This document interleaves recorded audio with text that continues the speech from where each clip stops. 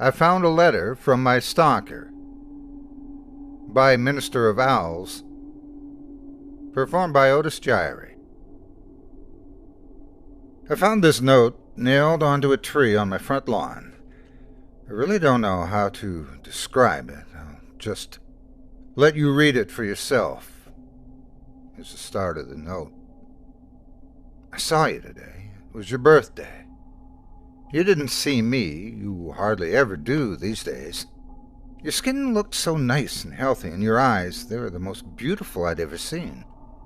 You've grown so much. I remember how you different when you were younger. I remember the first day I met you. It was 4 years ago. I was sitting on my desk, head down, listening to the teacher rattling off names for attendance. The teacher called out a name I didn't recognize, and a stranger's voice answered behind me. Was there a new student? The teacher didn't pause for a second, just continued calling out name after name. I turned my head to where the voice had come from. I saw you, a pale thing, so thin, your eyes so red, at a seat that should have been empty. I saw the fireflies flying around you, flickering, dozens of them, never straying far from you. I saw them going through you and coming out through your skin, like you were a mist to them. Can you believe I thought you were a ghost? No one else seemed to acknowledge the new stranger sitting at the back of the class. Class after class, hour after hour passed, as I waited for something to happen, for someone to notice you, for you to let out a ghoulish scream and claw at me like in the horror story I was certain I was in. But nothing happened. Teachers came and went, my classmates laughed and slept, and you just sat there. The bell rung for recess. The other kids ran to their mundanities for the day, leaving me and you together in the empty classroom. You stood up and pulled a chair from the desk next to you, making it face your desk. You turned your head to me and spoke. Well, you're slow today. Come on, ask me your questions. I don't know why I didn't run away screaming at that moment. Probably would have turned out better for me in the long run, but let's not speculate. I guess at that point in my life I was pretty bloody lonely. I figured there was only a 50-50 chance you'd eat me, and the other 50 was that someone wanted to talk with me. Kid priorities don't make sense to me either these days. So I went along with the flow. Sat down on the chair you pulled for me and asked my question. What were you? You told me you didn't know. You said that once you were a child, just like me, with parents and friends. You used to go to the same schools as me. Then, one day, one ordinary day, when you were 10, you just woke up and you were like this, covered in fireflies, and no one could remember you the moment they concentrated on anything else. No one, not even your parents. You told me of how I'd noticed you every day, how I'd think of you until recess every day, how I'd come to you every day, how we would talk every day, how we would meet for the first time every day for the last 3 years, about how I'd forget the instant I walked out of the room, how everyone would forget you, how the fireflies would make, how, for the last 3 years, you'd be alone. The story was very hard to believe, so I didn't. I asked what reality prank show I was on. You looked, well, unimpressed and asked me to continue telling my story. I was caught off guard by the non sequitur. You said last time I was here, I was telling you a story, a horror story about a haunted house. As you detailed the story, goosebumps prickled my skin. It was a story I'd been making up in my head, a story I hadn't told anyone yet. At that moment, 1,000,000 reactions were open to me, all simultaneously adequate and inadequate. But the only thing that seemed proper was to finish the story for you, so I did. Halfway through, you interrupted me to ask if my mother had recovered from her sickness yet. I had to shake my head, a bit ashamed at the fact that I shared this private matter to a stranger. The story ended a few minutes before recess. My next class was in another. You told me to go. Your steadiness took me back. You seemed so accept your fate, like you'd already gotten used to the idea of being forgotten forever. I was a kid back then. I wasn't a particularly smart kid, and I was probably on the onset of a crush, so you can excuse what I did next as an example of my childhood stupidity. I grabbed my scissors, pressed it against my arm's skin, and dug in. As it drew blood, I pushed it forward till the cut formed shapes that I wanted. Letter by letter, I carved your name onto my arm. Just so you, know, I don't regret that. Don't get me wrong, Kid Power might have made me do it, but it sure as hell didn't make the pain go away. It was one of the most painful experiences of my life. But even then, as a kid, I thought what was happening to you was unfair. I remember how your eyes looked when you saw that. The confusion was for you that anyone would want to remember. I remember that look so clearly. When I woke up the next day and saw your name on my arm, I remembered you. I didn't forget. That day, for the first time, we had a conversation that wasn't so one-sided. You said no one had ever done anything like that before and suggested I might have, had a mental illness. I won't deny it, that drew a little blood. As we talked, a creeping thought came into my head. Did you prefer it when I didn't remember? That night I was sitting up on my bed, staring at your name on my arm, wondering if I should cover it up so I couldn't see it and give you back your privacy, when I heard a crash. I looked up to see my bedroom window shattered and a dirty rock on my floor. I looked out of the cracked window to see a dark figure on my lawn. You were outside yelling about how we should hang out. It took me a while to get used to how bad you were at talking to people. Years without practice made you a bit rusty. That was all right. We had a lot of time. 2 years, we spent most of our free time together. Most of the time we talked. You'd tell me an aspect of your life and how you lived. You still stayed in your old house. Your parents never noticed the food was missing. Never noticed the extra room and you'd stolen the extra keys. One night, I confided in you that I was beginning to think you were part of my imagination, Fight Club style. After all, what could you do to me that I couldn't do to myself? You spent the next month or so trying to leave bite marks on my ear or neck to prove a point. I still have some of my ears, so I guess you did. Looking back, I could see the warning signs even then. Your skin seemed to get worse and worse, paler and paler, and you'd rubbed your eyes raw. It was in winter we had our wake-up call. The morning began like any other. I woke up, brushed my teeth, and started searching for clothes to wear. It was a winter morning, and my room was dark, so I didn't see your name on my arm. The cold sent shivers through my butt. Pulled out a long-sleeved jacket.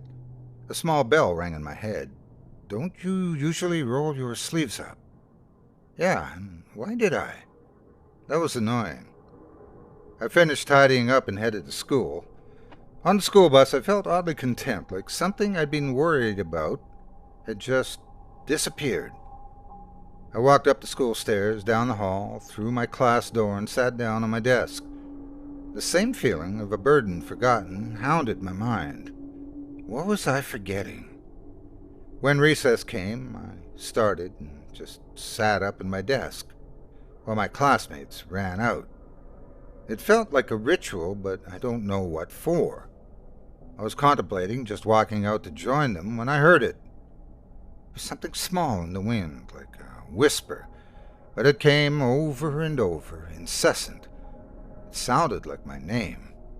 I knew this was strange, that this was worth my attention, but I felt oddly calm. Everything would be all right. Everything would be fine. I sat there on my desk, my mind a war zone between two conflicting, contradictory voices, when I felt a force tugging on my sleeve. The moment I noticed this, my jacket sleeve tore open. I saw your name in my arm, then your hand that had ripped my jacket open. You'd been yelling at me for over 20 minutes. I think that was the moment we realized how on edge our friendship really was. One accident away from complete erasure. We spent most of the next year in the town library together trying to find out what the fireflies were. It wasn't really a problem for me. Because of my mother's treatment, my family couldn't afford to go on any trips, and our house didn't have heating anymore, so I was happy to spend my time with you. Trying to find information was a puzzle in and of itself. After all, how would I read about people I couldn't remember, and how would you find out who was special when no one could even remember enough about them to record them? Found out old family trees and records, individually. We'd write down the name of everyone in the book on 2 lists. Then we would compare. The names I didn't remember to write down, you had, would become the focus. They were the names who were under the curse of the fireflies. We compiled a list of suspicious books, books we thought could help us, because they were written by or were about the people we were searching for. I read the books with the list of names side by side, reading it again for every page of the book. Our search would lead us to the first glimpse we got of what was really happening to you. It was late at night when you found the picture. I was a bit drowsy at that time, and almost about to nod off when I heard a sharp intake of breath. I turned to see you standing up, pointing at the screen. I didn't see anything. Well, anything noteworthy. On the screen was a picture of a clearing somewhere in the woods. You held up your piece of paper where you'd marked out 2 names. Susie Appleby Reagan, 13. Terry Appleby Reagan, 12. Siblings. For a moment, I saw the paper and the screen side by side. Side by side. And then I saw them. 2 figures emerging from the woods toward the camera. They were almost humanoid, but all 5 limbs stretched to nightmarish proportions. Blank white skin, pure albino, that looked more like tree bark than anything on a mammal. A cloud of fireflies surrounding the duo. The shorter one looked emaciated. I could see the rib cages around which their eyes, oh God, their eyes, so small, so red. The longer one, their white hair, didn't look alive anymore. They were just skin wrapped around skeletons. Their empty eye sockets had fireflies swarming out of them, both reaching for the cameraman. I looked at the article surrounding the picture. It was a blog posted by a hiker 20 years ago, after the 2 kids had been written about last. The picture was a mystery to the cameraman as well. He'd been wanting to go to the woods pictured for a while now, but he never actually remembered going there. The picture had just appeared in his camera one day out of the blue. For a moment, I looked at your face, your thin, pale face, with those red-veined eyes. Would that be you when my scar faded? Just a walking horror I'd glimpse, then forget? We worked through our reading list at a much faster pace, starting from that moment. Maybe we should have gone slower. At least every book, every website we left untouched, promised hope. The books were finished. When they were, we tossed them aside, as they promised nothing but the clearing in the woods as your future. And we had tossed aside a lot of books. I believe I tore through 3/4 of my reading list before I stumbled across the journal. God, that horrible, horrible journal. The journal used to belong to a mental patient named Joey, who claimed to be a serial killer. He was locked up in an asylum when the police discovered his supposed victims never existed. He was diagnosed with a need for attention and shoved away. They should have electrocuted him. They should have fried him until his flesh melted and his hair burned. In the journal, he talked about how he carried out his killings. He knew things, bizarre and disturbing things no one else knew. He knew of strange creatures that lived in the woods. One of them, his favorite, were the fireflies. I'm not going to tell you how he summoned these things. I trust you more than anyone. But a thing like this belongs to the ground more than it will ever to the human mind. It's sufficient enough to know that these things were not fireflies. Joey would start his ritual by taking a kid. Any kid, anyone he liked. He could take them at any time, the dead of night in their own homes, or in broad daylight on their front yards. It didn't matter if he was seen. He'd take them to his house and drag them to a room. Usually an Amber Alert came up around now. He didn't care. Like I said, it wouldn't matter soon. He'd drag them to a special room in his house. Here, the fireflies would come and latch onto them. Now, nobody was searching for the kids. Not the police, not the parents, nobody. From then on, he could do whatever he wanted to the kid. He'd get bored of him after a day or two, after the child had broken, and then the kid would go too. Hacksaw, kitchen knife, anything would work. He detailed a large pit of bodies he kept in the woods, swarming with the bugs. I guess he got bored of that one day too. So one day he went right to the police station and turned himself in.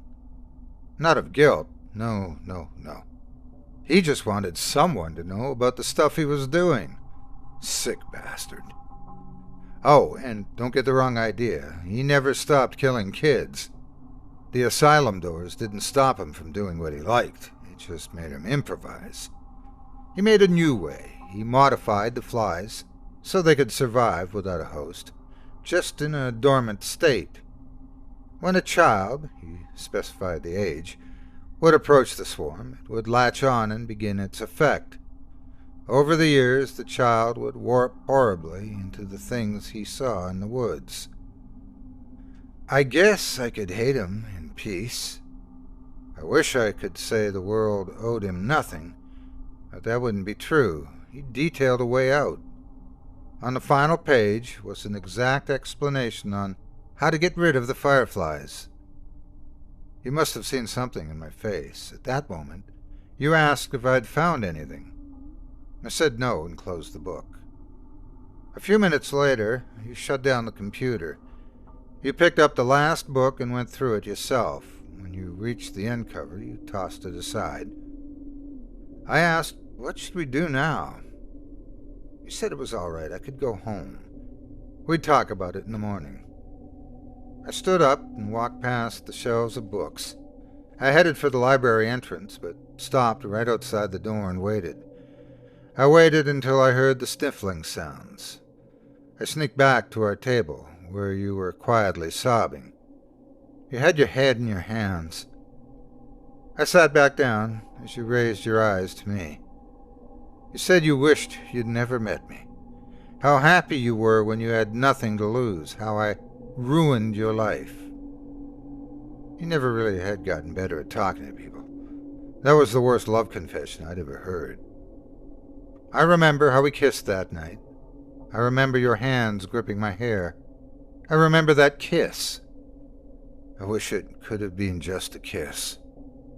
I'm sorry I ruined that moment.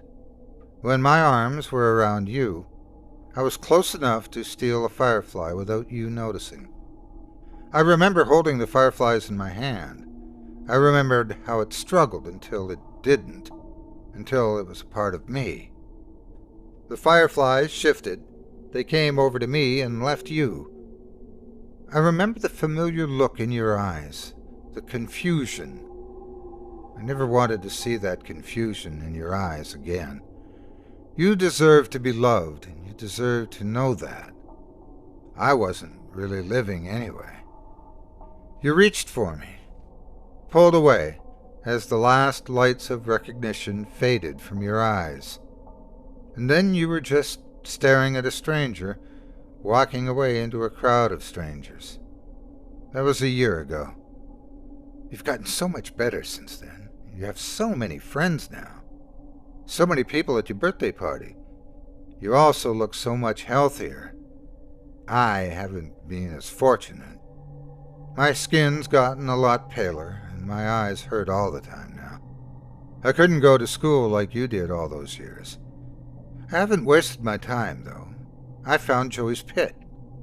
The bodies, oh, there were so many bodies. There's a grave for those children now.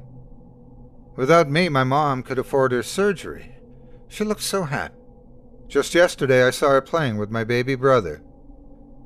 I saw you crying yesterday. You were with your friends, laughing. For a brief moment, your eyes met mine, and then they were so wet. I think I'm going away. For good, I think. You're not going to be happy if I stick around. I'm so happy I met you, even if you don't remember me. And that's the note's end. Sometimes I go through depressive episodes. I feel so lonely, even with my friends. I don't know what's going through my head during these times. And sometimes I'd end up in a bathtub, a knife in my hands, and my wrists bleeding. Until now, I thought I was cutting my wrists. I wasn't. The cuts, they're letters. I've been carving a name onto my arm.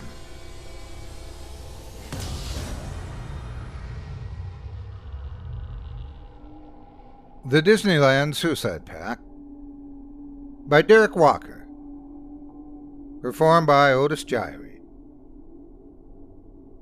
I'm writing this down to A, help me process what happened, and B, create some sort of written record. I'm a Disneyland employee, have been for 5 years. I started running a concession stand, moved to ride operator, then into resort operations. All the while, I was pursuing a degree in psychology with intentions to become a psychiatrist someday. After I graduated, I continued working at Disneyland while I applied to grad school. To my surprise, Disney offered me a job, something that would allow me to work in my field, kind of, and stay in the park. Job title, Mental Health Assistant. I've been in this role for exactly a week. I haven't been fired yet, but let's just say I'm expecting a call. Let me back up a bit. Deaths in Disneyland are rarely reported on, courtesy of the sophisticated PR team of a $168 billion company. Suicides, anywhere, are also rarely reported on. That shouldn't surprise anyone. So what do you think happens when there's a suicide inside a Disney park? It doesn't happen. Not to the outside world, anyway. Families of victims, innocent bystanders, or anyone else affected by suicides inside the park generally go away with generous cash offers and thick non-disclosure agreements. A disturbing online community has developed over the past year, a group that encourages its members to kill themselves in Disneyland. It's called the Disneyland Suicide Pact, or DSP for short. Their stated purpose is to serve as a metaphor, to illustrate the stark contrast between the happiest place on earth and the utter horror and darkness of suicide. A metaphor that people who are happy on the outside can be dead inside. For some, a callback to when they were last happy. I think their actual purpose is to terrorize innocent people, to forever pervert happy childhood memories for the handful of people who happen to see the aftermath of suicide before staff cleans up. The suicides have become more frequent in recent months, leading Disney to create the mental health assistant role.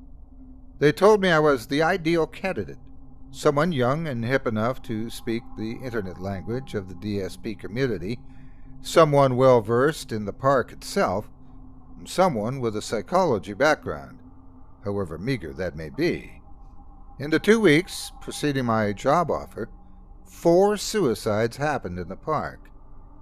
Kelvin Goodwin took his fistful of pills, then got on the Star Tours ride. Died in the middle of it. Clifton Hedges pretended to fasten his seatbelt on the Guardians of the Galaxy Tower ride, finagled his way off the elevator near the top, and jumped 200 feet down the elevator shaft, dying instantly upon hitting the top of the ascending elevator cabin. Patrick Vrahill climbed off a Pirates of the Caribbean boat and hid in the Pirates' Lair scene. He slit his throat and bled out. He wasn't found until the next morning. Jenny Davies scored an overnight stay in the highly coveted Princess Castle, only to jump to her death in the middle of the night. And I bet you've heard of none of these. They're not in the news. They're not on the list of incidents at Disneyland Park Wikipedia page.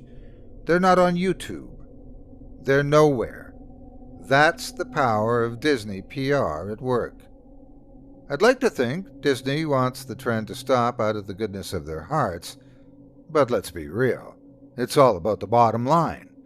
If the witnessing patrons or the victims' families talk too much, despite the non-disclosure agreements and cash settlements, it can have a lasting effect on park visits. A $168 billion company can keep a lot of people quiet, but how many? In my first couple of days on the job, I generated a fake online persona for Dave Carrot, a name I thought of while driving past a Wendy's, founded by Dave Thomas. And then, looking down at my coffee cup, lid imprinted with Carrot, creating accounts on Facebook and a few others.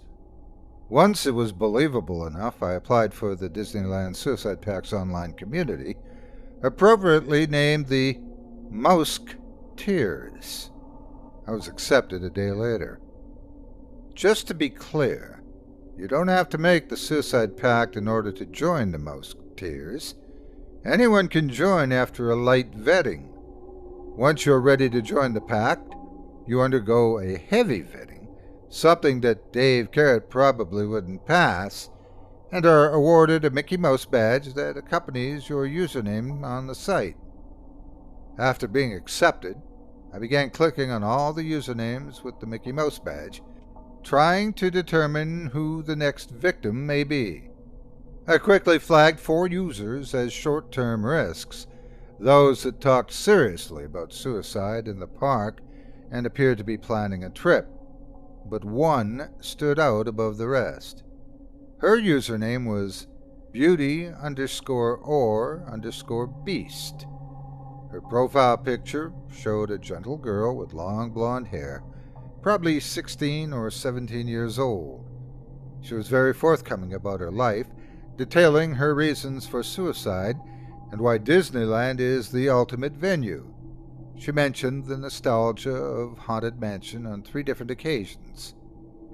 I saw her and others talking extensively about Death Day a couple weeks earlier. Upon a bit more investigation, I discovered that Death Day referred to December 15th, the day Walt Disney died.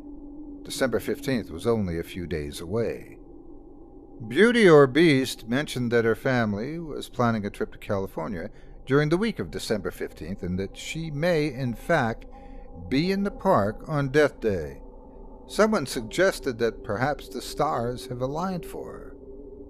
I private messaged her, asking what her plans were, saying that I may be in the park for Death Day. She messaged back quickly and said she wasn't sure, that she didn't want to ruin the day for her family. My heart broke. I asked if she'd do it in Haunted Mansion. She said she didn't know. Of course she did know. That and so much more. She told me her plan was to push for her family to go to the park on December 14th. Then she'd say she's meeting a friend and ditch her family just before park closing.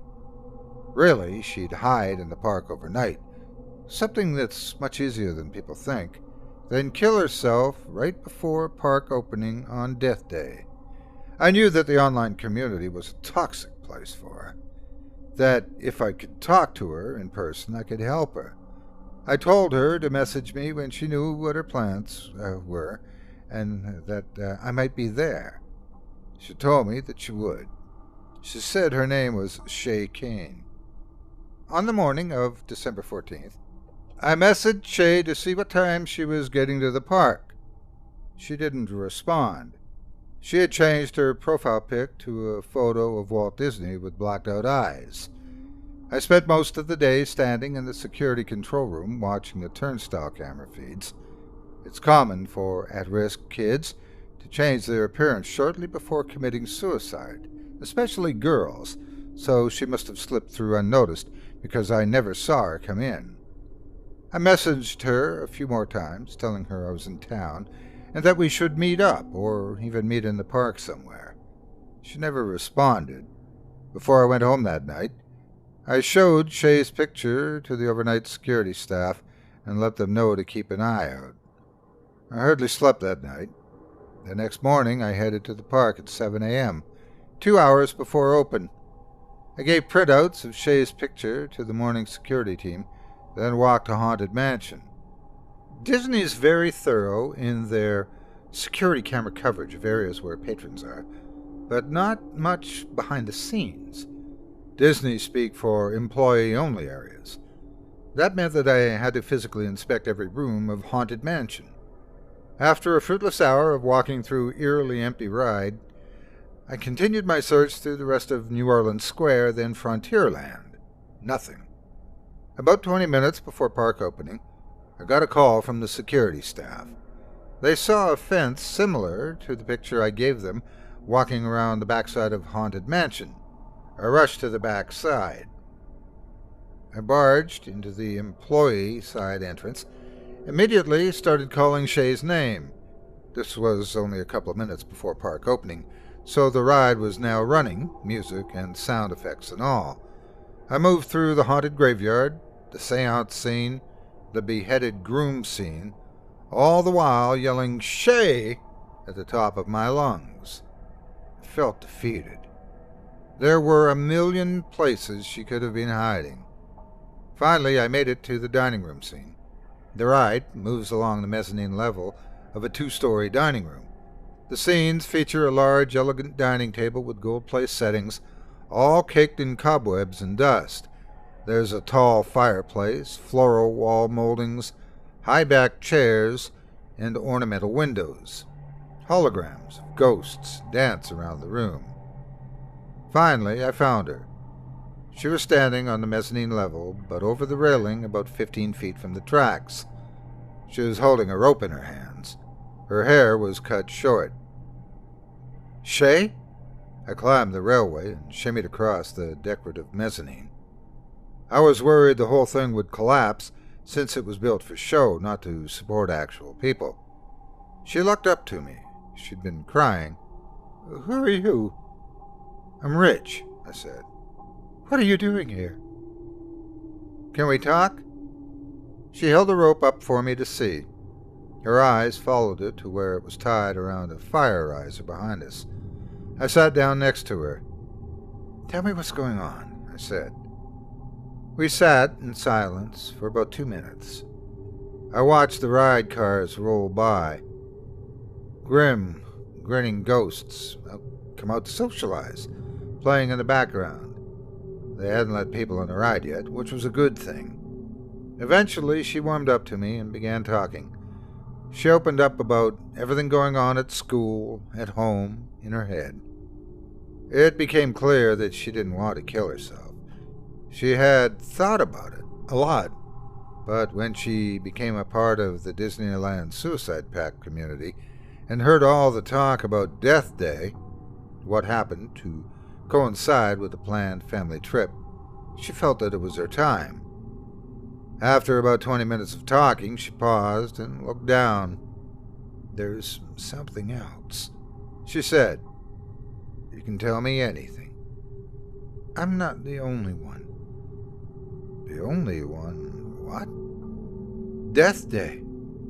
I'm not the only one that planned to kill myself on Death Day. A pit in my stomach grew. The room began spinning around me. I started thinking about my research into all those on the forums that had talked about Death Day.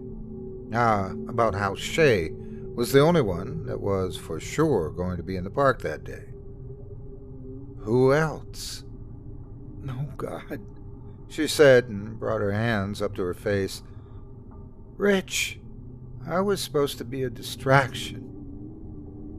A distraction from what? My mind was racing 1,000 miles an hour. She began sobbing. It's a small world. Shit! I stood up, not knowing if she was making it up to get me away, or if she truly was a distraction. Come with me, I said. I'm fine. You go, she said. I pursed my lips, then buzzed medical on my walkie-talkie. I told them Shay's location inside Haunted Mansion. They were already waiting out back. I also told them to send a team to It's a Small World, that we might have a situation there. I climbed over the railing and ran through the side to the ride on the front entrance where hordes of antsy people were waiting for the ride to open. I ran past them, setting off a chain of whispers amongst the crowd. What's he doing? Who's that guy? Did you see his face? I called ride operations and told them to close It's a Small World, that we might have a suicide attempt, potentially multiple. They said that they hadn't opened yet anyway, due to a mechanical issue, but that they would keep it closed until the situation had been cleared. The park had only been open for a few minutes, and it was already crawling with people. I began running across the park when I got a call. Small World didn't get my shutdown order in time. The ride opened for a few minutes after our call. Shit! What happened? You better head over there. I continued running, and was soon joined by medical teams in yellow jackets, also running toward the ride. One of the park ambulances drove by, bewildered guests jumping out of the way. As I got closer to the entrance of the ride, the real horror began. People, men, women, children, were crying, many hysterically. One woman stumbled out of It's a Small World's emergency exit and threw up violently into the hedges. I heard screams from inside. I stopped one of the medical staffers running out of the emergency exit. What the hell? It's bad. It's really bad. I pulled my employee badge out of my shirt so that it was visible. Park guests in line began stopping me. Sir, do you know what's happening? I ignored everyone, hopping the fence and beelining for the emergency exit near the entrance. People were still climbing out of boats, following the emergency lighting to the exit. One of the ride operators came on the loudspeaker. Please calmly exit the boats, where it's safe, and follow the arrows to the nearest emergency exit. Ride operators will assist those who need help. Parents, please shield your children's eyes through the Scandinavian exhibit. Parents carrying children filed past me along the emergency path. Keep your eyes closed, sweetheart. We're almost there. What were those people? Why was everyone screaming like that? Are those people hurt? The pit grew in my stomach as I moved through the North Pole exhibit and into the Scandinavian room. Then I began to smell it, the overwhelming stench of vomit. I started to notice vomit track through smeared footprints along the walkway. For a moment the music kicked back on and the ride began to move again. Although it appeared that everyone had been successfully evacuated, the music startled everyone. It's a world of wonder, a world of tears, it's a world of hopes and a world of fears. I turned the corner and immediately felt my stomach turn violently. About 10 bodies dangled from the ceiling, spread throughout the exhibit. Beneath the bodies, all with bulging eyeballs and kinked necks, the model Scandinavian children swayed back and forth in their white snowsuits. There's so much that we share that it's time we're aware. The medical staff scrambled around trying desperately to reach the bodies, gently swinging about 10 feet off the ground. We have to get to the ceiling. To the ceiling, go! I couldn't bear the sight any longer. The pressure in my face intensified until the tears began streaming down my face. Hot tears. Tears of death, of loss, of failure. Tears of the hundreds of friends and family members that would be impacted by these suicides. I climbed back through the emergency exit, through the North Pole exhibit, and into the sunlight. I caught a whiff of vomit and felt the churning in my stomach pick up again. I ducked behind one of the hedges and vomited. "Are you okay, sir?" one of the guests waiting in line asked. I looked at him. "Go find another ride." I radioed the medical office asking if they knew if Shay made it out of the haunted mansion safely. I began walking that direction while I waited to get an answer. Eventually, they came back on. "Shay appears to have left." I was shocked. "Like they let her go?" "No, she made it back to the medical office, then slept out before she was evaluated." I began running to the medical office near the front of the park. The closer I got to the front gates, the more chaotic it got. Crowds of families were running for the exits. The customer service lines were packed 50 people deep, guests demanding refunds, I imagined. Disney is great at covering up incidents in isolation, but when 10 people commit suicide on one of the busiest rides right at opening, that's hard to recover from. The medical office was nearly empty since the suicide victims had all been taken by ambulance to various hospitals in the Anaheim area. I took a deep breath and looked around. So eerily empty. So void of life. I walked out the back door of the medical office and looked around. I wondered if pandemonium had spread to the entire park, or only to those that had seen the ambulances and medical staff running around, and those that saw the direct aftermath of the suicides, of course. I walked along the service road behind Disney City Hall, looking through the fence into the thick brush that lays just beyond park boundaries. There stood Shay. She stood about 20 feet behind the fence, amongst the trees and bushes. She saw me and took a step forward. I opened my mouth to speak, then realized I had no idea what to say. She smiled, turned around, and disappeared into the brush. Out of everything I saw that day, Shay's smile is what I think about most often. Was it one of gratitude? A smile that said, "You saved my life"? Or was it sinister?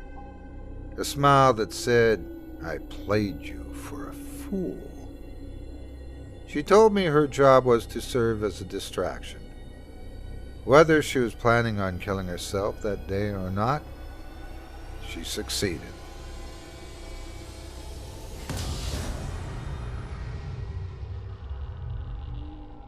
She's Waiting in the Reflection by Micah Edwards. Performed by Otis Gyrie. I wasn't always alone. I used to have friends, 4 or 5 at least. Good friends, actual friends. The kind who matter to your life. I'm pretty sure I had 4. I don't think there were 5. I'm going to tell this story as it probably happened. Otherwise, it'll be full of I thinks and I guesses, and it must have beens. So just know that this is true as far as I can put the pieces together. There's a lot of guesswork and probably a bit of wishful thinking, but I've done my best. The 5 of us were hanging out one night a couple of months ago. Me, Mark, Bethany, Zoe, and Andrew. It was a game night, so we sat around with beers and snacks and casually insulted each other all night, all in good fun. It was comfortable, fun time with friends who go way back. We'd already weathered the storms that eroded the rest of the group. Moving, kids, whatever. Bethany had dated Mark for a while and dated me after that. In addition to Bethany, Mark had dated Andrew too, and Zoe for like a week. I was the only one of us Mark hadn't slept with, and it was a constant joke that he wanted to collect the whole set. We'd had plenty of hurt feelings in the past, is my point, but we'd come through it. We were all on easy, good terms with each other. We loved each other. Andrew's the one who suggested the game. It was midnight or so, and no one was going home yet, but the card games had died down and we were all just lounging around. Curiosity killed the cat, he called it. He made a spreadsheet and put it up online, and we all got our phones out to edit it.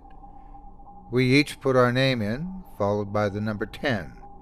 Andrew hadn't told us why yet, but with the name of the game, no one wanted to be the first to ask. Andrew just stared at us, expectantly, though, grinning, and finally Zoe broke down and asked him what the deal was. "It's simple," he said. "Last one on the sheet gets $20 from everyone else. $80 all told. Every time you look at the sheet to see the rankings, though, you've got to decrease your number by 1. When it gets to 0, you're out." "I just won't look then," laughed Mark. Andrew smiled. 2 catches. No one ever has to tell you if you've won. So if you never look, we might all owe you $20 that you'll never know about. And also, everyone's allowed to lie. I could tell you you've won, or that I have, for that matter. If you want to find out for sure, you'll have to go look. "What's to stop me from just looking and not decreasing my number?" asked Mark. Andrew looked hurt. "Basic honesty?" "A sense of self-worth," I added. "Not ripping off your friends," offered Bethany, and Mark threw up his hands in surrender. All right, no cheating, got it." "Last rule," Andrew said. "Everyone puts a link to the sheet on the front page of their phone. That way we'll all have to think about it. Curiosity begins now. Remember, all you have to do to win is just don't look." "Oh, man, I just won," said Mark. "I don't know how you all looked so many times already, but you guys all owe me $20. We pelted him with popcorn. The first few days were easy. No one could possibly have been out so soon, so the urge to look was low. I would have forgotten about it entirely, except that every time I opened my phone, the little spreadsheet icon labeled Curiosity was sitting right there, waiting for me to click it. After a week, I cracked for the first time. I had to know how my friends were doing, with the temptation. And 10 was such a high number, it was hardly going to matter if it dropped by 1, anyway. If I wanted to, I could check it every week for 2 months and still be in the game. So I opened it. Bethy and I were the only ones still at 10, and of course I promptly changed my number to 9, joining Andrew and Zoe. Mark was down to 8 already, which fit. He was never the patient sort. I closed the window and sent a message to the group, to my friends, reading, "Mark, how'd you get down to 4 so soon?" My phone buzzed a minute later with a response. "Left my phone open. Cat walked on the keyboard, changed my number. Thanks for letting me know. Everyone else better log in and check the numbers too." I laughed. It would have been marginally more believable if Mark actually owned a cat. This started the lying in earnest, though. Not a day went by without one of us trying something to get the others to look. Sometimes it was by group message, but more often it was a direct communication. They ranged from the blatant, like Zoe's, "You must have a will of steel. Your score's double mine," to Andrew's subtle, "Mark's out. Want to help me trick Zoe into lowering her score next?" That one actually got me. I legitimately wasn't sure if Andrew was telling the truth or not, and we were almost to the end of the second week anyway, so I clicked Curiosity to find out, dropping my score to 8. If I had to bet before I signed in, I would have said Andrew was telling the truth. But Mark was still in there at 6, and Andrew was the only one of us left at 9. I resolved to up my game. Bethany and Mark made the next move a few days later, early into the third week. Bethany sent the group a message. "Nice work with the creepy interface, Andrew." Mark responded a minute later with, "Yeah, I saw that over the weekend. Didn't know you could do that with spreadsheets." It was a setup, an obvious setup. But what if it wasn't? What if there really was something cool to see and I was missing out? I wouldn't put it past Andrew to add something as a lure. I resisted it for a full day, then broke down and opened the spreadsheet. We were into the third week anyway, so I was still basically on track. As I suspected, there was nothing there but our names and numbers, and I grudgingly dropped mine to a 7. As I was looking over the other numbers, Andrew still at 9, Mark all the way down to 3, Bethany and Zoe both at 6, I spotted something, though. It was subtle, hidden in the background, and I had to angle my phone around to catch the light just right before I got a good look at it. Somehow, Andrew set it up so that it looked like there was a creepy, black-eyed woman standing over my shoulder in my reflection in the phone. When I tilted the phone, she moved with the image, just like she was actually in the room. It was so convincing. I even looked behind me to make sure, but there was obviously nothing there. I exited the spreadsheet and looked at my reflection in the phone. Nothing.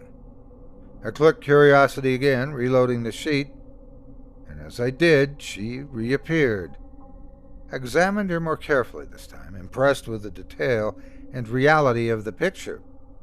She occupied a specific place in the room, and I could walk all around her. She never moved, but when I got close, I could see the faint rise and fall of her chest as she breathed.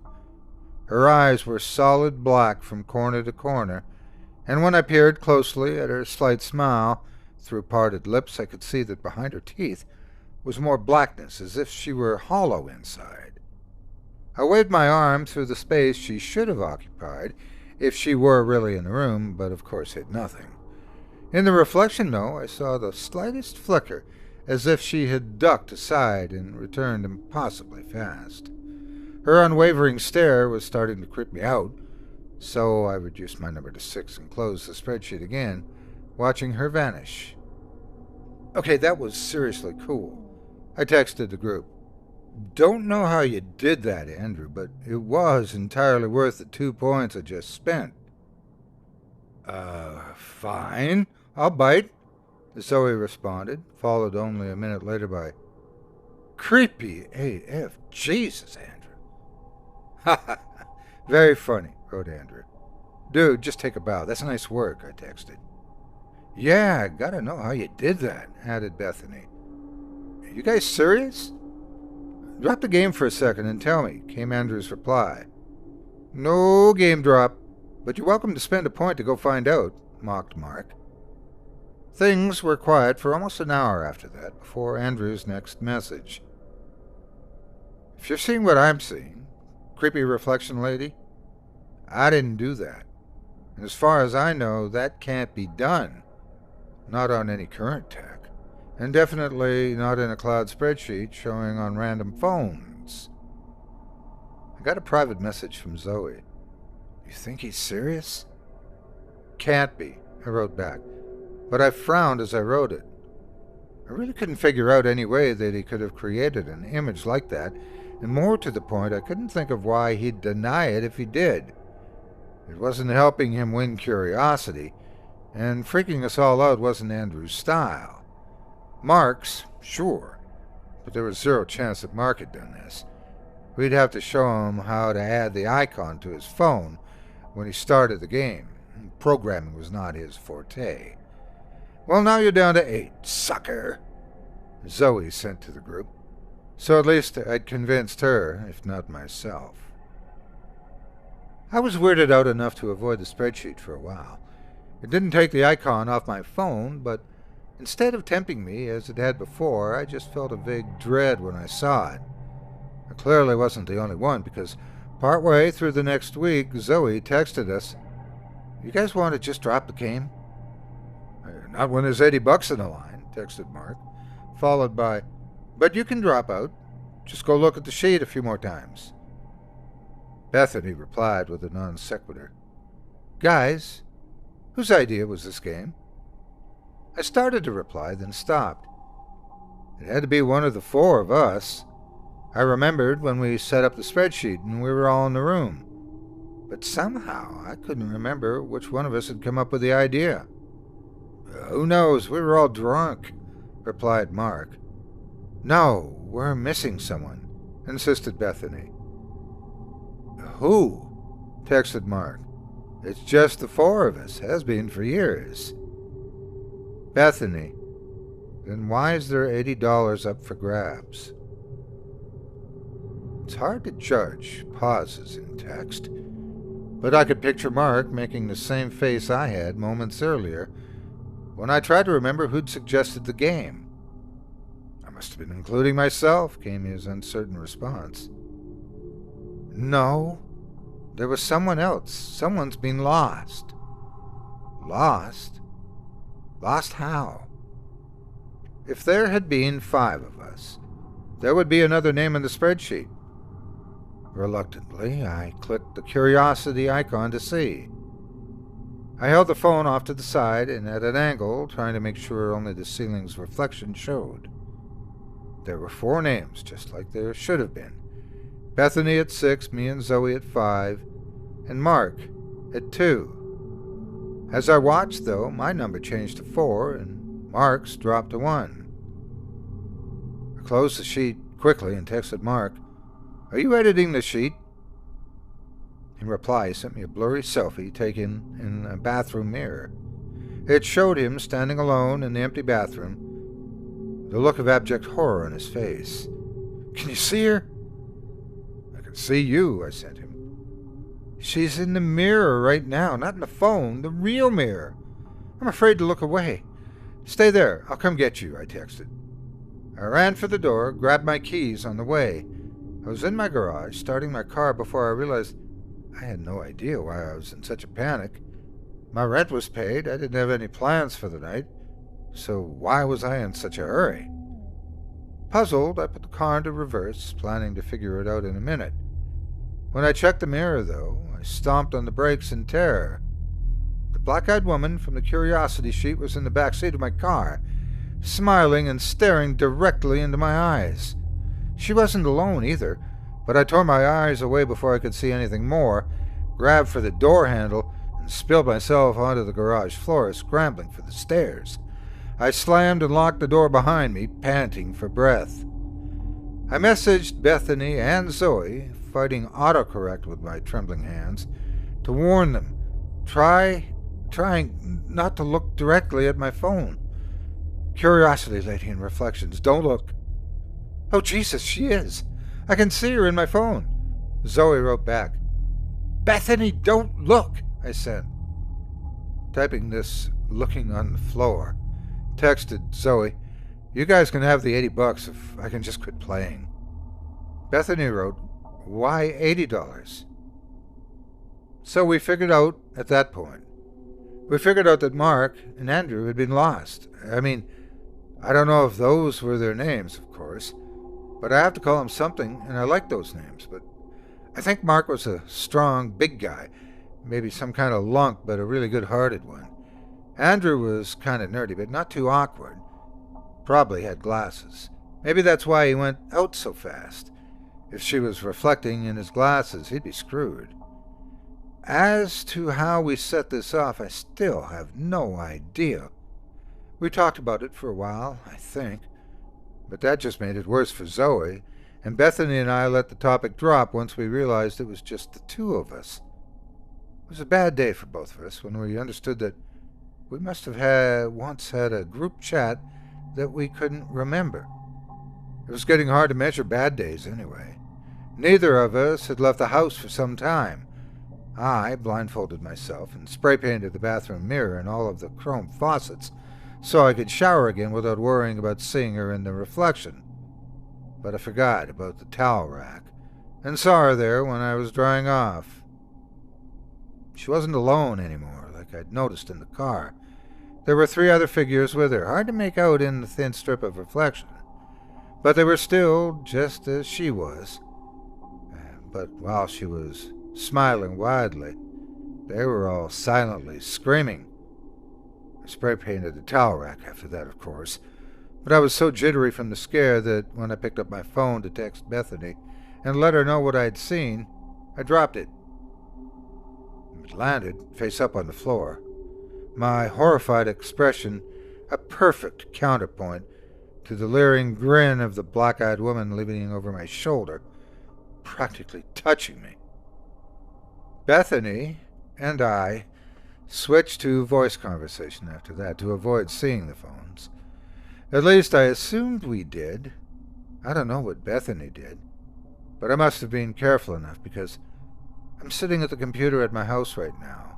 A glare protector on the screen so that it can't reflect, and right next to my keyboard is $80. I think this means I won. I think it's over. But even if it's just me now, I remember the rules. Everyone can lie. I've counted, though, and I think I'm still at 2. I should be able to check the sheet to see if I'm the only name on it, and to see if the black-eyed woman has 4 screaming figures with her now. Then I'll know if it's over. But what if I miscounted? I'm not going to look. Wish me luck.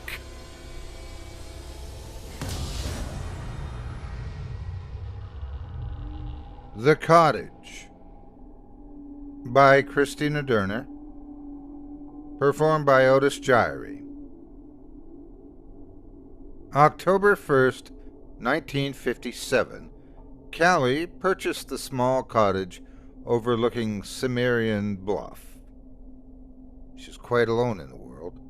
Having just lost both her parents in a head-on collision 3 months ago, she felt it was time to make a life for herself, to move to a new town where no one knew her, a town where she wouldn't be accosted daily by the well-meaning people who offered their sincerest sympathies, despite the fact that they had never bothered to acknowledge that she even existed before the accident. She had no other family. She had no friends. The only things that truly belonged to her were her dog, Hodge, her new job as a page at the town's library, and the broken-down little cottage that she purchased on a whim. Turning the cottage into her personal sanctuary would be a grand task, but the inheritance that she'd acquired would make that possible. From the looks of the exterior, it appeared to be a shell-like ruin, but having gone inside, she realized that with some initiative and a little elbow grease, she could fix it up in no time. A diamond in the rough, she kept telling herself. Once I clean it up and have the water turned on, Hodge and I can move right in. It had been uninhabited since the late 1920s, when a tragedy of heinous natures struck down the elderly woman who lived there with her cat, and it had remained empty until Callie discovered it. According to the citizens of Cimmerian Bluff, a traveling tramp had been blamed for the brutal slaying. The old woman's throat had been viciously torn open in what the police believed to be an act of desperation when the hobo had broken into the woman's cottage and been caught stealing. They never did find the cat. The tramp swore ignorance, claiming to have never been near the cottage, but despite his protests, he was found guilty and hung for his alleged savagery. The townspeople swore that the old cottage was unfit to live in, that it was haunted and did not want to be lived in. But Callie detested superstition as much as she detested unwanted guests. So she bought the house, despite its sordid past, with the hopes that the legend of the tramp and the old woman would deter townspeople from making unwelcomed visits. Callie paid to have the water turned on and the roof and floors repaired, and by the 17th, she and Hodge had taken up residence. True, there was no electricity at this point, but Callie enjoyed the warm glow and snug atmosphere that candlelight and the stone fireplace provided. She enjoyed her first 2 days at work. Shelving books required very little human interaction and allowed Callie to listen to her audiobooks, which always made the time go faster. The only problem she'd experienced thus far was the spotting of a field mouse scurrying into the stacks on her way to the lunchroom. Callie had always loved animals, more so than people, but rodents, they gave her a fright. As a child, her mother had always been cruel to her, insisting that if her room was not spotless, the mice would come into her room at night and bite her toes. Callie's mother maintained that they would scamper into her room every night, searching for a reason to get her. Since then, the very thought of a mouse would cause her to freeze up and panic to wash over her in tidal waves. Thinking of her mother saddened her. She'd spent most of her life trying desperately to win her approval and affections, while her father, on the other hand, had been the most loving person she'd ever known. He was the only person that she enjoyed being around. Now he was gone. She refused to upset herself any further, and cuddled close to Hodge as she sipped a warm cider in front of the fireplace. "This could be a lovely little cottage," she said out loud, talking to both herself and the dog. "We just need some new carpeting, perhaps some floral drapes. Maybe I'll put in some window boxes to really spruce it up around here." Hodge sneezed, bringing her back to the here and now, then plopped his little head back onto her lap. She peered through the cottage windows to see the autumn leaves coming down from the trees that surrounded her new home. Every single one of these villagers must be the town idiot, she chuckled to herself. "The house doesn't want to be lived in," she said in a mocking tone. No cottage could ever make her feel more comfortable and at home. No cottage could ever be more welcoming. On October 19th, the first incident occurred. Though she'd taken it lightly and dismissed it at the time, it would be of great significance in relation to later events. Lying in bed that night, somewhere between half-dreaming and half-waking worlds, Callie heard the familiar scratch of claws on the bedroom door. Since he'd been trained as a puppy, Hodge used this as his means of communicating that it was time for her to take him out. The electricity wouldn't be fixed for another 2 weeks, so she found her way to him with the help of the moonlight. Throwing the pudgy Jack Russell over her shoulder, she felt her way down the hallway and made her way carefully to the tiny staircase. A loud snap jolted her upright as the dog leapt from her arms and down to the floor. "Must have been one of those rat traps I set this morning," she whispered to the dog, kneeling down to stroke his soft coat. "A place that's been vacant this long is bound to have vermin. Glad I thought ahead." The thought of a rat in her beloved dwelling made her feel nauseous. What made matters worse is the thought that she would have to go look for the trap and possibly find the disgusting, half-dead little pest squirming to get free. Then what would she do? Worry about that in the morning is what she would do. That vile little interloper would surely be dead by morning, and she'd be able to handle the matter more easily. The following morning, she discovered an enormous rat dead inside the trap. "Thank God," she thought to herself. Hodge growled at the grotesque corpse until Callie mustered up enough courage to pick up the trap and throw it out in the garbage bin. It had been the size of a small trout and left her shaking as she ran back into the house to get as far away from it as she could. She set another trap that evening, hoping that they wouldn't hear any more loud snaps in the middle of the night. Living in a house that was supposedly haunted did not bother Callie in the least, but living in a house that was infested with rats was enough to make her skin crawl. Remembering her mother, she wore her shoes to bed that night. Several nights passed, and each morning Callie had discovered dead rats in the traps that had been placed. She phoned an exterminator while she was at the library, but was disappointed to learn that he would be unable to make it to the cottage for another 3 days. No matter, Callie would not allow those disgusting varmints to scare her out of her own house, not when it had become the biggest part of her new life. Around midnight, Callie had heard Hodge's telltale signal scratching at her bedroom door. It was a moonless night, and she had forgotten to bring a candle into the room with her. As she crawled out of bed, feeling her way through the darkness, she could just make out the shape sitting in front of the door.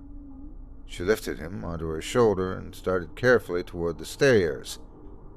His weight bore down on her, heavier than normal. "Whoa, buddy, you're getting heavy.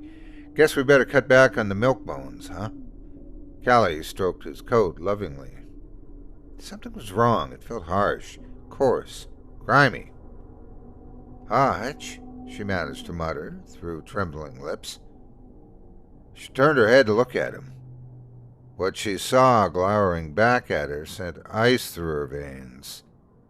Frozen in place, Callie saw two beady red eyes and whiskers that unmistakably belonged to a rat. But this rat was larger than any she'd ever seen.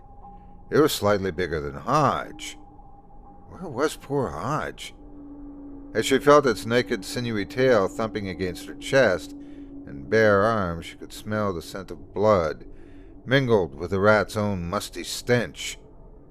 Its whiskers brushed against her cheek, leaving streaks of blood in its wake, as it inched its gnarling snout closer to her neck. What was it going to do to her? It had already eaten Hodge. Why was it perched on her shoulder so calmly, almost calculatedly? Her mother's words popped into her mind. "Scampering," she said. "They scamper in looking for a reason to bite." But this rat had not scampered. It had waited calmly, as if it were waiting for Callie to figure something out. Suddenly, the pieces of the puzzle started to come together. It had not occurred to her because her own mother had been so disconnected from her. She did not wish to protect Callie from anything. But her mother did not follow the laws of nature. This monstrous rodent that lay heavy upon her, however, did. "It's their mother." The voice inside her rang out. "She's the mother of the rats I've caught in the traps." Callie didn't know if it was the rat's reaction to the fear that seemed to pulsate from her body, or if it somehow realized that she'd figured out why it was there. But before Callie could find the strength within her to try to fight it, the mother rat sank its grisly, needle-like teeth into her throat. As she fell to the floor, the last thing she saw were those piercing red eyes and the blood-soaked muzzle dripping all over the beautiful new flooring of her beloved cottage. The next morning, the police found her lifeless body at the top of the small staircase. They concluded that a prowler must have attacked her and frightened out into the night. After all, whoever it had been didn't bother to use the door to escape. The downstairs window had been smashed to pieces, and none of the wild animals in the area were big enough to do that kind of damage. They'd tried to warn her before she purchased the cottage. The place was haunted. It did not want to be lived in. The old lady found that out, and sadly, Callie found out too. "Oh, but that's just a silly old legend," the real estate agent said with a half-hearted giggle. Something cooked up by the local busybodies because they had nothing better to do back then. I eyed her suspiciously. My husband's job had just transferred him to Cimmerian Bluff, and we were in desperate search of a reasonably priced home where we could start a family. A small cottage set back in the woods, away from the hustle and bustle of town. When we heard the story of Callie and the old woman from his new boss, we'd thought it was a sick joke. The realtor's reaction to our account of the tale calmed my nerves as she invited us to walk into the cottage. It was lovely, cozy, just the type of place that we were looking for. Not to mention, the price was right. We signed the paperwork and were more than ready to move in. But it's funny, as we made our way back to the car, I'm certain that I saw a rat scamper underneath the front door of the cottage.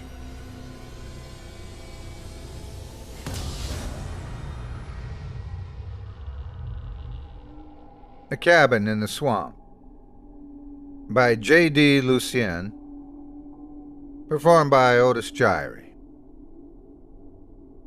My brother and I bought the camp in Des Allemands for a song. It was an old trapper's cabin set back down the bayou, well off the main lake, back in the swamp. It had no electricity, no water, no modern appliances. It needed some work. A while back, an old man who owned it couldn't manage the taxes and was run off. We only had to pay a small fee and what he owed, which really didn't amount to much. At the time, we thought it was a real steal. The paperwork was finished on a Wednesday, and my brother and I met in Lafayette to sign everything. We loaded the bateau on Friday afternoon after work and left the launch about supper time for the weekend. It was hot, Louisiana hot, and even as the sun dipped to touch the treetops, the heat was merciless.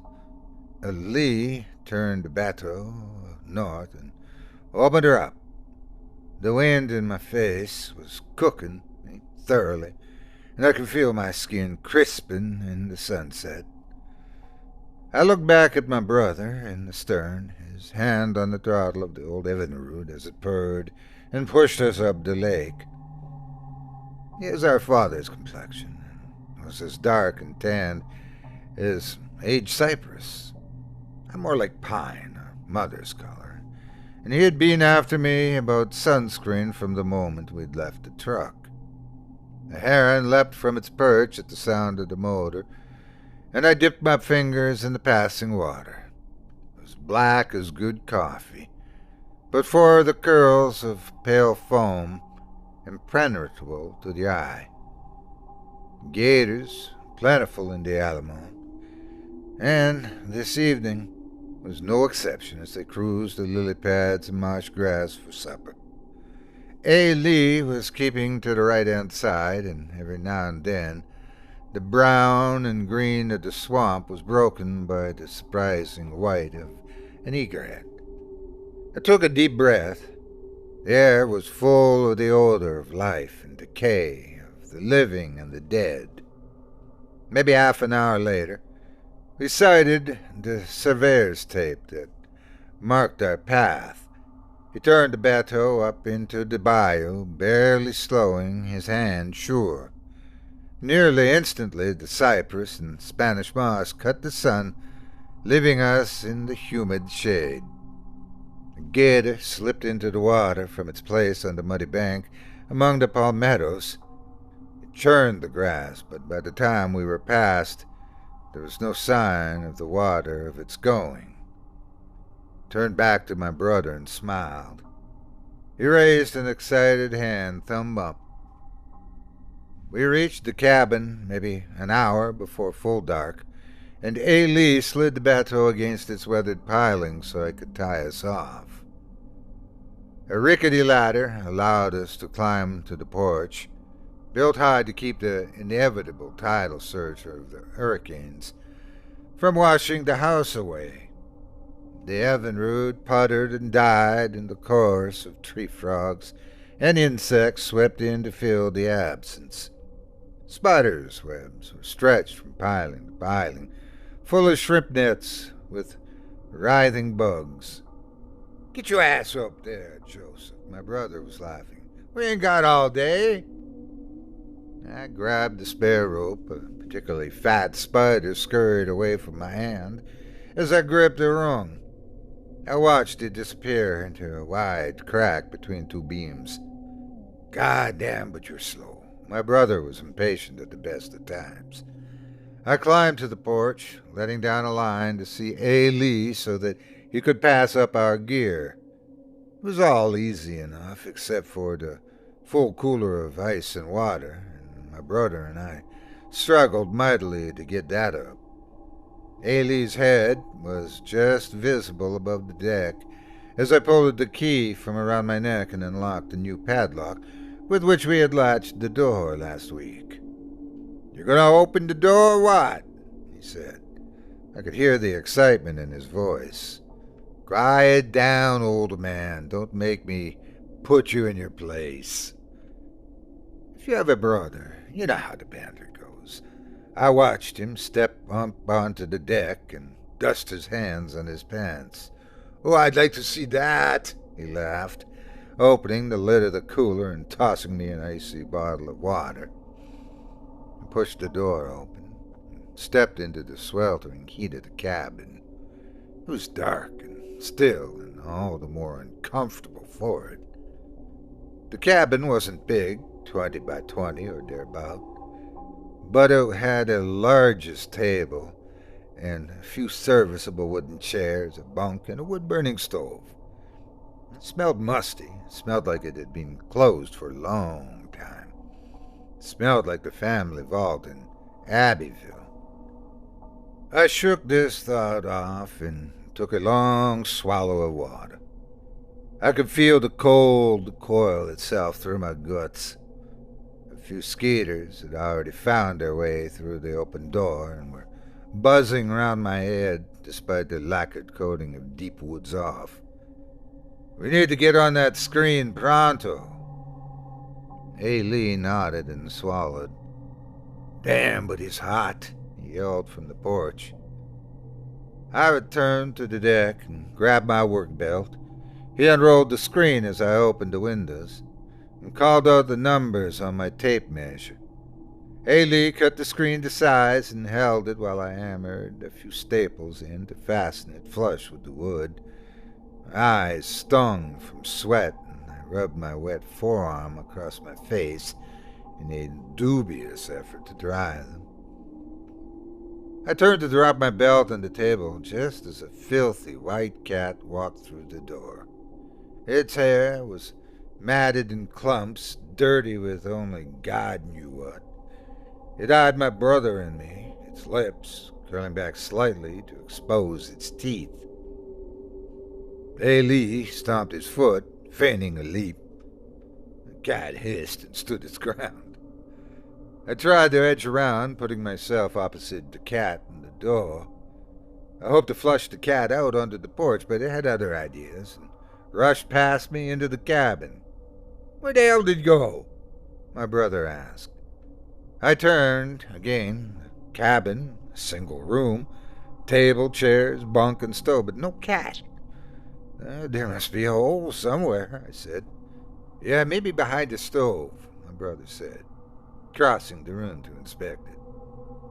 With the windows open, there was enough light to see, but the shadows were deep enough to hide a cat. "Flashlight?" On the porch, I unzipped my pack and found my headlamp. I tossed it to A. Lee and watched as he searched behind the stove. I heard him shake the stovepipe, heard its firm contact with the wall. He shook his head. "Nothing." He drew the beam of the headlamp over the bunk and corner in which it lay. The wall was good there, too. Screw it, then," he said. "The cat's gone." "Good enough," he replied. The sun was down by the time we had our stuff in the cabin. A. Lee lit the propane lantern and set it on the table. I used my pocket knife to cut the tops off nearly empty water bottles, scooped some ice from the cooler into makeshift glasses, and poured a few fingers of Crown Royal into each. A. Lee smiled, took a sip, smiled again, and took my hand. "Woo-hoo! We got ourselves a camp, brother." His eyes twinkled in the lamplight. We dusted off two of the chairs and set 'em side by side near the table. There's no sense putting the cap back on the bottle, at least not this early in the evening. We sliced cheese and dried sausage, sipped whiskey, and retold the misadventures of our youth. Outside, the frogs were singing their hearts out. The bottle was about half full when our conversation turned to the trapper. "I wonder what happened to that old guy." A. Lee mused. I could see that he felt sorry for him, sorry in some sense that the old man had lost the camp the way he had. He was always a fan of underdogs. "I don't know," I said. "I'm sure he moved on." A. Lee freshened his drink. "You know what was strange?" He looked troubled, and His eyes tightened in that way that he has when he's thinking. What? I asked. That cat wasn't wet. My brother paused and took another sip of whiskey. Out here, on the bayou. It was my turn to sip and think. Maybe it lives in the cypress, jumps from tree to tree. Maybe, he said. You wishing on a colander? I asked, smiling past my cup. We both knew what that meant. Down here, the loup-garou is the boogeyman that keeps kids up at night. Supposedly, it's a bit obsessive-compulsive and stops to count all the little holes before it can enter a house at night. The more superstitious have been known to hang a colander or cheese grater by the door for just this reason. Suddenly, Ailey laughed. Ain't scared of nothing, he said, twisting his voice into his best imitation of a Marksville hillbilly we used to know. I joined him, jumping to my feet. Nothing, I yelled. Just then, the hiss of a cat strangled our laughter. It was a long, sharp sound that carried through the walls of the cabin, and something in that tone of that angry wail was almost human. The swamp creatures felt it too, and the frogs went silent. Neither of us said a thing for a few seconds. The cat? Ailey nodded. Yeah, I think so. Damn. Damn's right, he said, setting his drink on the table. Beads of condensation rolled down the side of the plastic and under the table. I wish we had a .22, I said. My brother nodded and mimed shooting. Pop, pop! A breeze rose and stirred the palmetto leaves into their characteristic growl. The air was thick with humidity, and Ailey's shirt sagged with damp. Mine was much the same. I ran the side of my plastic cup across my forehead, and the whiskied ice numbed my skin in a few seconds. God bless the man who invented the cooler. The frogs' voices rose in chorus again, supported by the low growl of the corrugated leaves. Whiskey? I asked. Ailey lifted his cup, and I sloshed in a few swallows. He took a sip and sighed. Oh, we got ourselves a camp, he said. Another quarter a bottle, a crown later. I threw a sleeping bag over the bunk. Ailey pulled a chair over to the bed and secured a skeeter net from one of the exposed roof beams. We'd want that, even with the windows screened, until we could do something about the door. We peeled our clothes off and stretched them across the backs of our chairs. Damn, he's hot, I said. I took a handful of ice from the cooler and mopped my face with it, relishing the momentary cool. My brother grunted in affirmation. You're rethinking the generator? Now I am. I flopped onto the bunk bed next to him. Now I am. My dreams were troubled as I baked and turned like a rotisserie chicken. By morning I was well done. I heard Ailey rise at dawn as I drowsed in half-sleep. Screw you, he laughed, shoving the bunk with his foot and startling me awake. What? You know what, asshole? No, really, I said, wiping my eyes and yawning. I sat up. The table, he said. What about it? His mouth twisted for a second and his eyes narrowed. Come see, he said. I rolled out the bunk, found my feet, and joined him. In the center of the table, cut into the boards in rough letters, were 2 words. Get out! My pocket knife was open, stuck point first, just like above the T. You telling me you didn't do this? My brother said, looking me in the eye. I could tell by his tone that he wasn't kidding around. I shook my head. No. Haley nodded and pulled my knife from the wood, folded it closed, and handed it to me. Don't leave it out again, he said. I was spooked. My brother was spooked. Hell, who wouldn't have been? Folks down here are more trucked with the weird. Simple fact. From voodoo to hoodoo, from loup-garou to treacherie, we immersed in the strange. Some tread water, some dip their feet in hell, a few dive deep. But it's like the heat south of I-10. Ain't no way getting away from it. Maybe that's why we, spooked or not, wordlessly gathered out rods and tackle, our off and sunscreen, fished a few nearly frozen Starbucks cans espressos out of the cooler, and started the bateau into the path of swamp that never really became ours that Wednesday when Ailey and I signed our names in bold blue ink at the realtor's office in Lafayette.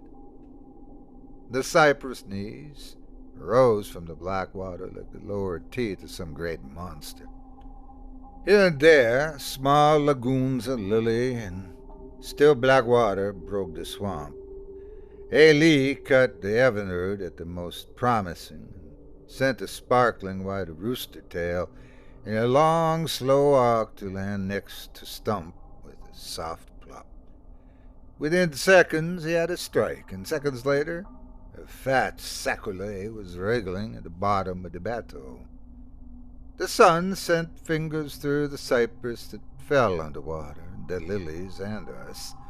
A bright blue dragonfly, iridescent in the sun, settled on the bough next to me, still as stone.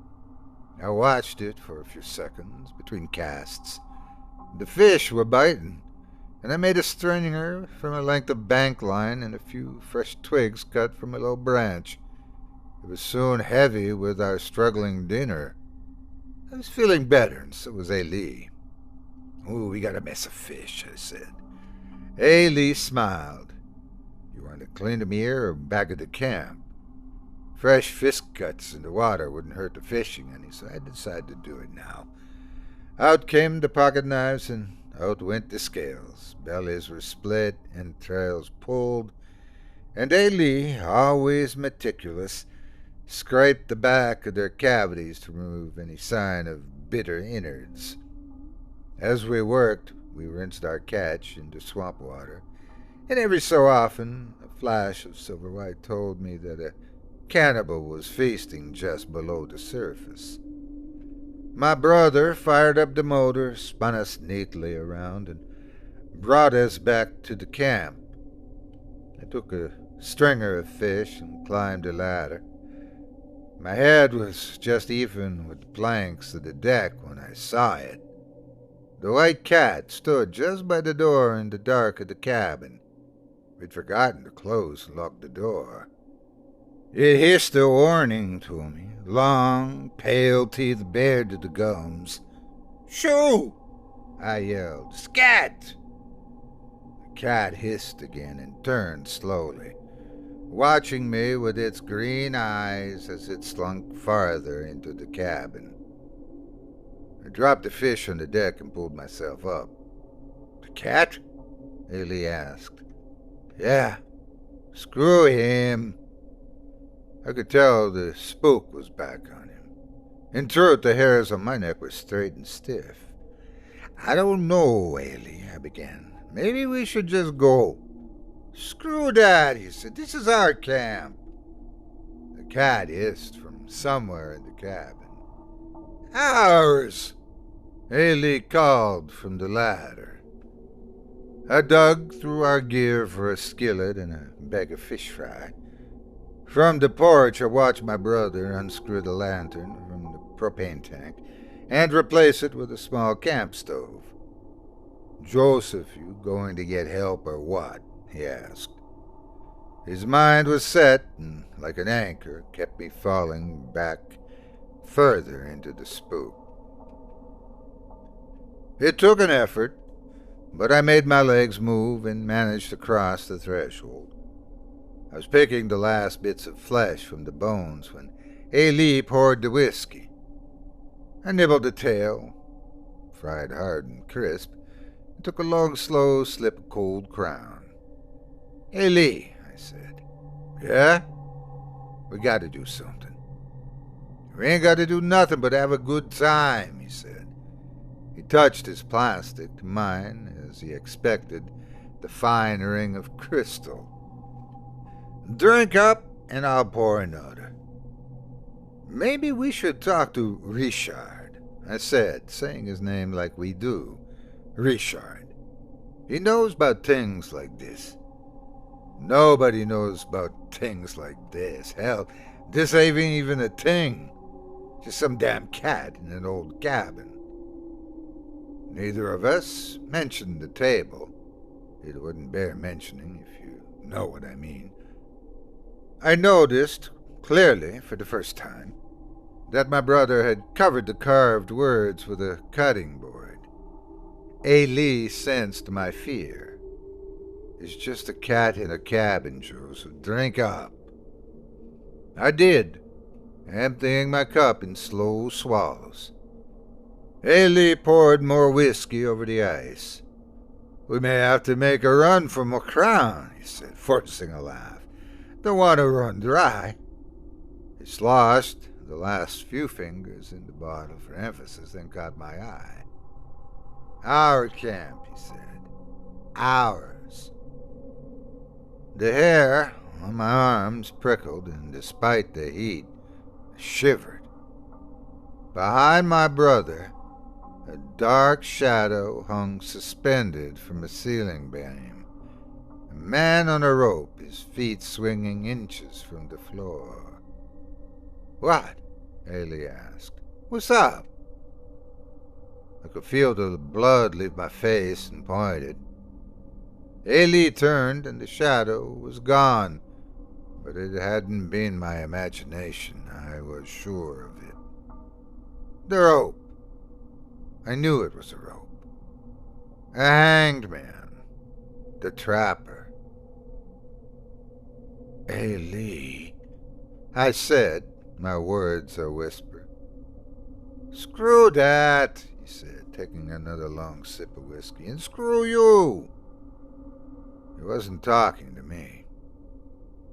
My brother's a stubborn man, and he will have his way come hell or high water. We did indeed make a run for more crown. Down the bayou again, Spanish moss dancing in the wind. Clouds were building, and the sky was a blue-gray tinged with black and purple. The lake was already rough, and the wind was teasing the waves into small crests. The storm's coming, I said, as we pushed off the pier. My brother nodded. We needed to get up the lake in a hurry, or risk swamping. And he opened the throttle, and the Evinrude roared into action. This time I sat in the stern near him to avoid most of the spray, and we took turns sipping from the bottle, swallowing whiskey like it was medicine, which I suppose in a way it was. It was grim revelry, and our mood was as dark as the sky. Our camp, Ailey had said. Ours. Didn't feel like that, though. Blue ink in Landry's realty or not. By the time we reached the shelter of the bayou, the lake was nigh impassable for a small boat. But here, the close trees and swamp sheltered the water, and though the cypress were cutting a rug above us, the bayou's black water was as still as a grave. Ailey raced the storm, and the swamp whipped past. There was an excitement to it, an obvious, fearful energy crackling before the storm. Lightning pealed overhead, and the sky opened up, spilling rain in great drenching sheets. The cabin came into view as we rounded a last bend, and my brother waited to release the throttle. Sliding between pilings and under the camp, I batted webs away with that terrible feeling you get when you just know a spider's on you when the silk's in your face. Ailey was having none of it and seized the piling, bringing the bateau to a stop. I felt stupid and childish. I stopped fighting the spiders and tied us off. We'd bought some more ice for the cooler at Lucky's, and Ailey threw the bags over his shoulder and climbed the ladder without a word. I grabbed a bottle and followed him up. We both paused after I unlocked the door, rain streaming down our faces, shirts plastered to our skin with water. My brother broke our paralysis, giving the old wood a push with his foot. I looked, and I'm sure he did too, though he made an effort at nonchalance. The cabin was as we had left it. I could breathe. In we went, the wind now howling in the trees. The rain beat the roof in a steady drumming, revealing copious leaks.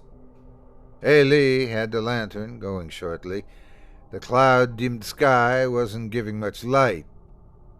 I cracked the ice on the floor a few times to break it up, tore the bags open and spilled it loudly into the cooler. My brother scooped our plastic cups full and poured a hefty measure of Crown into each of them. He pulled up a chair and stirred his drink with one of his meaty fingers. The storm was raging across the swamp.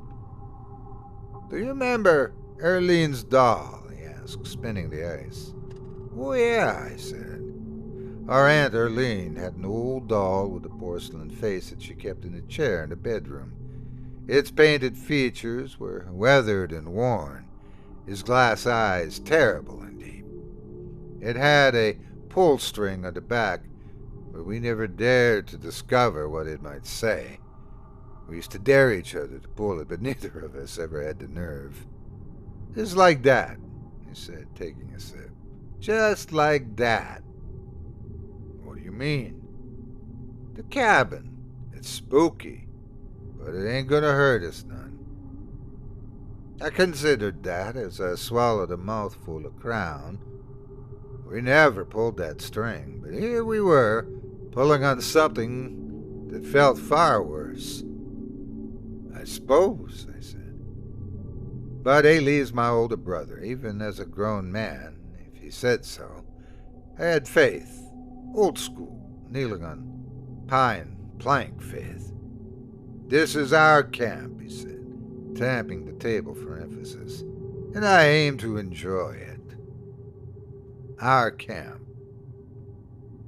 I needed to piss something fierce, which is not a good sign when whiskey is being your only beverage. I made my way to the half-open door and, wet as I already was, stepped onto the deck to pee off the edge. Our camp. Lightning flashed brightly against the dark sky, and the thunder hurt my ears and sent my head pounding. I turned to see Ailey. That lightning had been close. What I saw froze my mouth, and it was as if my heart struggled against a firm grip, one crippled, sideways thumping beat at a time. There was a man behind him, on the other side of the table, an old man in raggedy clothes. He had long white hair, but what struck me most was the coiled noose around his neck and the dangling rope lost beneath the shadows of the table. The trapper. His camp. I tried to call out, but my mouth opened and no sound slipped out. "Get out!" roared the old man, his voice like a storm wind. The door slammed shut loud as the thunderclap had been. Ailey was inside his camp. I felt a cold hand on my neck, and I was falling 15 feet into the bayou. I hit flat and hard, felt the slap of the warm water, felt the embrace of its black arms, sinking. tried to kick, but something had me. Something cold as the ice in our cooler. It was pulling me down and down, deeper into the muddy water. I was going to die right there, right then. But then I thought of Ailey, in the cabin, his cabin, behind that closed door. I couldn't leave him, not like that, not in his cabin. I kicked viciously and worked my arms like mad. Whatever it was let me go, and I rocketed to the surface, my head breaking water in the rain. A few strokes had me to the ladder, and I pulled myself onto the lowest rung and climbed for all I was worth. I'm not a small man, and I hit the door like a hurricane. It held. I backed up and hit it again. It resisted for an instant, then swung open, spilling me onto the floor. Lightning flashed. The propane lamp was dead. Ailey was on the floor. I grabbed my brother by his leg and heaved him across the floor to the deck. In the dim stormlight, cypress whipping in the wind, I looked down at my brother's open eyes and dead pale face. He can't be dead. He can't be dead. He can't be dead. He can't be dead. Lee! I yelled over the storm. Lee! I slapped him hard. He choked and sputtered and drew a loud, halting breath. Joseph? He asked. Yeah, it's Joseph. I cradled his head in my arms. I got you, brother. He had to close his eyes from the rain. Joseph! I slung Ailey across my shoulder and tried to stand. My legs burnt with the effort, and my bad knee gave a sickening pop, but I got to my feet and staggered to the ladder. I'm not sure how I managed to get us both down, but I did. I led my brother into the bateau as gently as I could, untied us, and got the Evinrude going. It sputtered to life, and I gave it gas. I bounced the bow off a piling, got us cleared, and launched us out into the rain. I swung the tiller hard and had the motor roaring, thunder pealing into the bayou toward the lake. I risked one look back. I wish I hadn't. There in the doorway was the trapper, his rope whipping in the storm like a lash. His mouth was moving, though I couldn't hear him over the engine. I knew what he said. Get out! We spent a long, wet night in the swamp. I ran us aground under the thickest set stand of cypress I could find, but I knew we couldn't risk the lake in this weather. The rain and the wind beat the swamp all night, but at least it kept the worst of the skeeters at bay. Ailey soon regained his senses, roused almost as if from sleep, and sat up in the bateau. Joseph? Yelly, it's all right, we good. That seemed to satisfy him. We sat there in the dark, huddled in the bateau till first light. Needless to say, we didn't go back to the camp. When it was light enough to see, I started up the Evinrude and took us to the launch. It was a long, silent drive home. We've never been back to the camp, his camp. I don't expect we will. You can believe whatever you want, that I was drunk and fell from the porch, that my imagination conjured the trapper, that a gust of wind shut the door and that lightning struck a bit too close to Ailey that night. But I know what I believe. I know what's true. On paper, we still own that cabin. By law, it's ours. But it's not. It will never be. It's his. And it will be till the whole thing slips beneath that thick black water and is washed away in a storm. Maybe even after that.